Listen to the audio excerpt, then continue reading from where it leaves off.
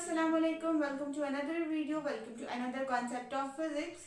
आज फिजिक्स का लेक्चर होने लगा है बहुत ज़्यादा इंपॉर्टेंट, क्योंकि हम इसके अंदर फिजिक्स के मेन पॉइंट्स डिस्कस करेंगे। क्योंकि जैसे कि आप सब जानते हैं, मंडे वाले दिन क्लास 10th का जो है पेपर है फिजिक्स का, और उसमें उनको शॉर्ट और एमसीक्यूज अगर आप लोग सारी बुक के कर लेते हैं, एमसीक्यूज और शॉर्ट, तो आप लोगों का जो है बहुत सारा जो है स्ट्रेस खत्म हो सकता है। अगर आप लोगों को एमसीक्यूज और शॉर्ट इस तरह से आते हों कि आप लोग जो जैसे ही क्वेश्चन आपके सामने आए और आप लोग उसको अंडरस्टैंड करके आप लोग उसको लिख सकते हैं, तो ये वेल एंड गुड है। क्योंकि अगर आप लोगों के पास इस चीज़ की सलाहियत मौजूद है कि आप लोग एमसीक्यूज और शॉर्ट को बहुत अच्छे तरीके से ग्रैब कर लेते हैं, तो आपकी आधी से ज़्यादा टेंशन खत्म हो जाती है, क्योंकि ये आपके पासिंग मार्क्स से ज़्यादा नंबर आप लोगों को अचीव करके दे सकते हैं।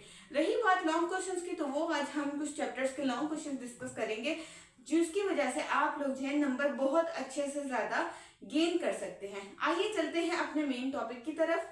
तो हमारा जो है लॉन्ग क्वेश्चन की कुछ यहाँ पे मैंने डिटेल निकाली है, जिसकी मदद से आप लोग बहुत अच्छे से जो है चीज़ों को कर सकते हैं। चैप्टर जो है 10, चैप्टर 10 जो है, जैसे कि आप जानते हैं, सिंपल हार्मोनिक मोशन वाला जो चैप्टर है, चैप्टर 10, इसमें से कह रहे हैं explain the simple harmonic motion by mass spring with इस conditions, discuss the types of waves, discuss करें प्रॉपर्टीज ऑफ वेव्स करें। और जो न्यूमेरिकल्स हैं, न्यूमेरिकल्स वो आपने करनी है 1, 2, 4, 9, 10। ठीक है, ये बहुत इंपॉर्टेंट है। ठीक है, लॉन्ग क्वेश्चन आपने करना है simple harmonic motion by mass attached spring with इस कंडीशन, जो सिंपल हार्मोनिक मोशन वाला जो पहला टॉपिक है। ठीक है, टाइप्स ऑफ वेव बतानी है, वेव्स की कितनी टाइप्स हैं, transverse waves, longitudinal waves, properties of waves बतानी, और जो वेव्स की प्रॉपर्टीज आप डिस्कस करें, वेव्स का पूरा जो टॉपिक है। ठीक है, प्रॉब्लम्स यानी कि न्यूमेरिकल्स में आप लोगों को बता दी हुई है इंपॉर्टेंट। चैप्टर नंबर 11 की बात करें, चैप्टर नंबर 11 में है importance of acoustic protection, right importance of ultrasound और प्रॉब्लम्स। इसमें न्यूमेरिकल सिर्फ या तो न्यूमेरिकल है इंपॉर्टेंट, जो मेन है वो नंबर 2 और नंबर 9 वाला इंपॉर्टेंट है न्यूमेरिकल।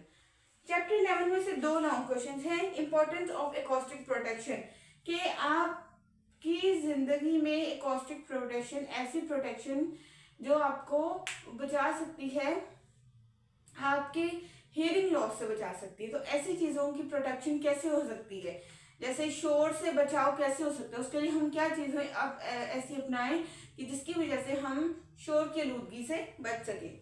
फिर इसमें अल्ट्रासाउंड वेव्स की इंपॉर्टेंस बतानी। ठीक है, चैप्टर नंबर 12 जैसे कि है, चैप्टर नंबर 12 हमारा ऑप्टिकल वाला जो चैप्टर है, उसके अंदर है attempt all numerical problems except 6 और 7।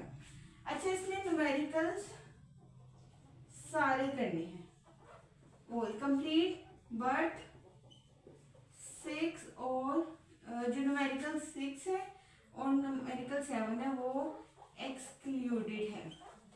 याद रखिएगा, बहुत ज़्यादा रिसर्च के बाद मैंने ये चीज़ आप लोगों के सामने लेके आई हूँ, तो आप लोग अगर ये कर लेते तो आपका मोस्ट जो मेन पार्ट है एंड वाला लॉन्ग क्वेश्चन के हिसाब से वो आप लोग का अच्छे से हल हो सकता है।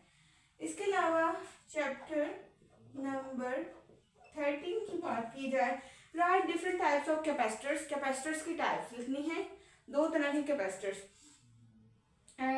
कैपेसिटर्स की टाइप्स लिखनी है आप इसमें, टाइप्स ऑफ कैपेसिटर्स। ठीक है, और हैजर्ड्स ऑफ, जो आप लोग का अच्छे से हल हो सकता है। इसके अलावा चैप्टर नंबर 13 की बात की जाए, right different types of capacitors, capacitors की टाइप्स लिखनी है, 2 तरह के कैपेसिटर्स, कैपेसिटर्स की टाइप्स लिखनी है आप इसमें, टाइप्स ऑफ कैपेसिटर्स। ठीक है, और हैजर्ड्स ऑफ इलेक्ट्रिसिटी, इलेक्ट्रिसिटी के क्या नुकसान हो सकते हैं, शॉर्ट सर्किट वगैरह, उस पर सारी चीज़ें बतानी है। और न्यूमेरिकल्स तमाम ही इम्पॉर्टेंट है, इसमें तमाम न्यूमेरिकल्स जो हैं, इस चैप्टर के तमाम न्यूमेरिकल्स इम्पॉर्टेंट हैं। अच्छा सॉरी, मैंने क्लास 9th वाला जो है चैप्टर आप लोगों को ऑप्टिकल इंस्ट्रूमेंट्स वाला बोल दिया था, ये वो चैप्टर नहीं है, ये क्लास 10th का चैप्टर नंबर 13 है, ठीक है, कैपेसिटर्स वाला चैप्टर है। इसमें न्यूमेरिकल्स की एग्जांपल्स हैं, वो भी इम्पोर्टेंट है। एग्जांपल क्या है 1 और 2। चैप्टर नंबर 14, चैप्टर नंबर 14 की बात करें तो हमारे पास एक्सप्लेन जाउल्स लॉ को एक्सप्लेन करना है और ओहम लॉ बताना है। कितना आसान है जाउल्स लॉ और Ohm's law, with example explain कर दे, डेफिनेशन उनके यूनिट्स लिख दे, इतना आपका 1.5 पेज का लॉन्ग बन सकता है, ठीक है। फैक्टर्स अफेक्टिंग द रेजिस्टेंस, कौन कौन से फैक्टर्स हैं रेजिस्टेंस को अफेक्ट करते हैं, क्या क्या नुकसान है इलेक्ट्रिसिटी के, और इसके घरों के अंदर इसके सेफ्टी मेजर्स कैसे इस्तेमाल कर सकते हैं। Right method of combination of resistors, और ऐसे तरीके बताने हैं कम्बिनेशन रेजिस्टर्स के जो वहाँ पे मौजूद है। इसमें से न्यूमेरिकल वाला पोर्शन नहीं है, इसमें से न्यूमेरिकल नहीं आएगा। चैप्टर नंबर 15, ये बहुत अच्छी स्कीम है, बहुत ज्यादा रिसर्च की वाली स्कीम आपके सामने लाई गई है। चैप्टर नंबर 15 में से ट्रांसफॉर्मर, ये बहुत इंपॉर्टेंट चैप्टर है और इसका बहुत इंपॉर्टेंट लॉन्ग क्वेश्चन है। Transfers and its types, transfer और इसकी टाइप्स आपने यहाँ पे एक्सप्लेन करनी है विद फुल एक्सप्लेनेशन। आपने इसमें कुछ भी नहीं छोड़ना। अगर इस लॉन्ग क्वेश्चन में आप फुल मार्क्स लेना चाहते हैं तो आपको ट्रांसफार्मर और उसकी टाइप्स को बहुत अच्छे से अपने दिमाग में बिठाना होगा। चैप्टर नंबर 16 में से कुछ भी नहीं है, ये आपके लिए बहुत अच्छी बात है। चैप्टर नंबर 16 ना बेसिकली इसमें से कुछ भी नहीं, ठीक है। चैप्टर नंबर 16 नहीं करना, एक्सक्लूडेड नहीं आप करना, ठीक है। चैप्टर नंबर 17 की बात की जाए जी, आपको रिलैक्सेशन मिल गई चैप्टर नंबर 16 और 17 की तरफ से, 15 की तरफ से कुछ भी नहीं है। इसमें ट्रांसफार्मर्स की टाइप्स बतानी है और चैप्टर नंबर 16 से कुछ भी नहीं है। चैप्टर नंबर 17 में से components of CPIS briefly explain, ठीक है। और compare the cellphone and photophones, cellphones और फोटोफोन्स को आप कैसे कंपेयर कर सकते हैं, इनमें डिफरेंस लिखना है। एप्लीकेशंस बताएं कंप्यूटर की, वर्ड प्रोसेसिंग की, ठीक है, कहाँ कहाँ इस्तेमाल होता है कंप्यूटर वर्ड प्रोसेसिंग। क्या रिस्क है ICT towards society and the environment, ICT की क्या रिस्क है सोसाइटी और एनवायरनमेंट के हिसाब से, ठीक है, ये कैसे हमारे एनवायरनमेंट को और हमारी जनरेशन को, और क्या इसमें हिसाब किताब है टोटल। स्टोरेज डिवाइसेस की क्या इंफॉर्मेशन है वो आप बताएंगे। चैप्टर नंबर 17 में से भी न्यूमेरिकल तो है ही कोई नहीं, तो बस इसके लॉन्ग क्वेश्चन आप लोग देख लीजिएगा। और अगर इसकी पीरिंग आती है, अगर आप छोड़ना चाहें तो उसको एक्सक्लूड कर सकते हैं, इतना कोई मसला नहीं आप इसको, क्योंकि इसमें थ्योरी है।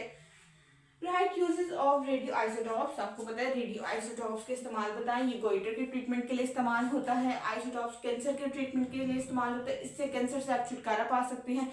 इसके अलावा आइसोटॉप्स का ट्रीटमेंट आपको मेडिसिन फील्ड में मिलेगा, एग्रीकल्चर फील्ड में, इससे जितने भी ट्रीटमेंट है वो आपको नजर आएंगे।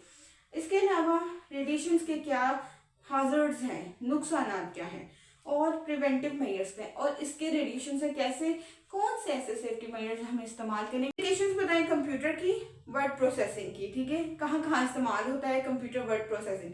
क्या रिस्क है ICT towards society and the environment, ICT की क्या रिस्क है सोसाइटी और एनवायरनमेंट के हिसाब से, ठीक है, ये कैसे हमारे एनवायरनमेंट को और हमारी जनरेशन को, और क्या इसमें हिसाब किताब है टोटल।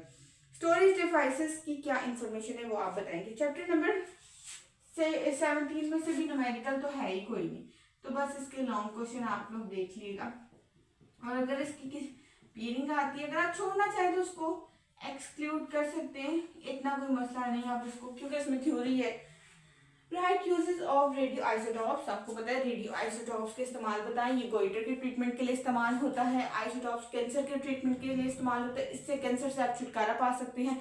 इसके अलावा आइसोटॉप्स का ट्रीटमेंट आपको मेडिसिन फील्ड में मिलेगा, एग्रीकल्चर फील्ड में, इससे जितने भी ट्रीटमेंट है वो आपको नजर आएंगे।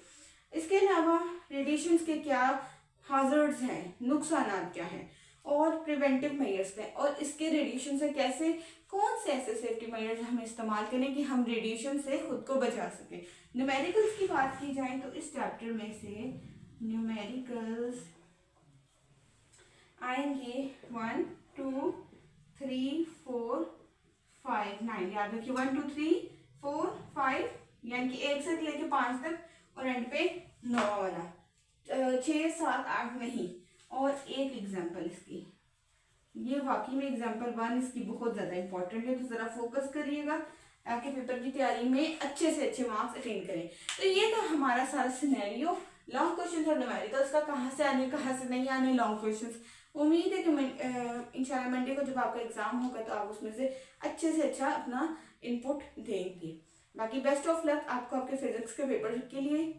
इंशाल्लाह मिलते हैं अपनी नेक्स्ट लेक्चर में, नेक्स्ट